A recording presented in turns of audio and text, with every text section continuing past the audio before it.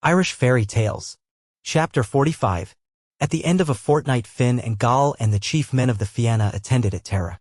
The king, his son and daughter, with Flari, Fihal, and Finn and Macbachna sat in the place of judgment, and Cormac called on the witnesses for evidence. Finn stood up, but the moment he did so Gall Mac Morna arose also. "I object to Finn giving evidence," said he. "Why so?" the king asked. "Because in any matter that concerned me Finn would turn a lie into truth and the truth into a lie." "I do not think that is so," said Finn. "You see, he has already commenced it," cried Gall. "If you object to the testimony of the chief person present, in what way are we to obtain evidence?" the king demanded. "I," said Gall, "will trust to the evidence of Fergus Truelips. He is Finn's poet and will tell no lie against his master. He is a poet and will tell no lie against anyone." "I agree to that," said Finn. "I require, nevertheless," Gall continued, "that Fergus should swear before the court, by his gods, that he will do justice between us." Fergus was accordingly sworn and gave his evidence. He stated that Finn's brother Carol struck Conan Mac Morna, that Gall's two sons came to help Conan, that Oscar went to help Carol, and with that Finn's people and the clan Morna rose at each other. And what had started as a brawl ended as a battle with 1,100 of Finn's people and 61 of Gall's people dead. "I marvel," said the king in a discontented voice, "that, considering the numbers against them, the losses of clan Morna should be so small." Finn blushed when he heard that. Fergus replied, "Gall Mac Morna covered his people with his shield. All that slaughter was done by him.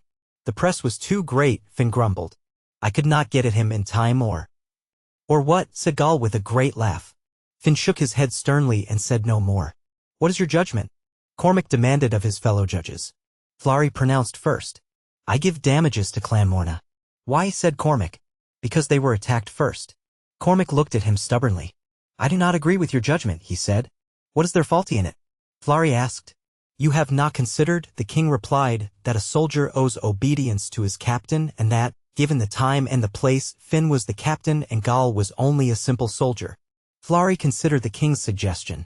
That, he said, would hold good for the white striking or blows of fists, but not for the red striking or sword strokes.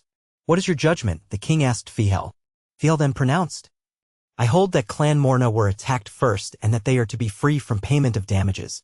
"And as regards Finn?" said Cormac.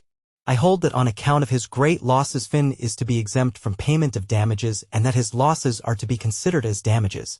"I agree in that judgment," said Finn, and the king and his son also agreed, and the decision was imparted to the Fianna. "One must abide by a judgment," said Finn. "Do you abide by it?" Gall demanded. "I do," said Finn. Gall and Finn then kissed each other, and thus peace was made. For, notwithstanding the endless bicker of these two heroes, they loved each other well. Yet, now that the years have gone by, I think the fault lay with Gall and not with Finn, and that the judgment given did not consider everything.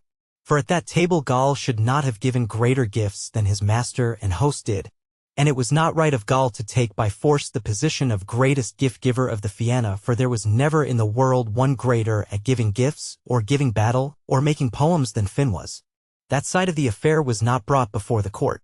But perhaps it was suppressed out of delicacy for Finn, for if Gall could be accused of ostentation, Finn was open to the uglier charge of jealousy. It was, nevertheless, Gall's forward and impish temper which commenced the brawl, and the verdict of time must be to exonerate Finn and to let the blame go where it is merited. There is, however, this to be added and remembered, that whenever Finn was in a tight corner it was Gall that plucked him out of it, and, later on, when time did his worst on them all and the Fianna were sent to hell as unbelievers, it was Gall Mac Morna who assaulted hell with a chain in his great fist and 3 iron balls swinging from it, and it was he who attacked the hosts of great devils and brought Finn and the Fianna Finn out with him.